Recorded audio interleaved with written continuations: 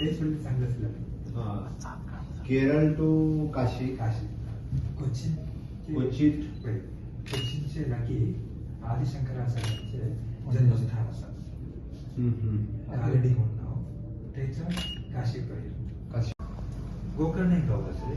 Gokarna 35 kilometre अंतरावर नदीपूर म्हटलेले गाव असेल. ते पहिले पोर्ट असेल. परत कडचा Subscribe Prudent Social Media channel and press bell icon for latest notifications.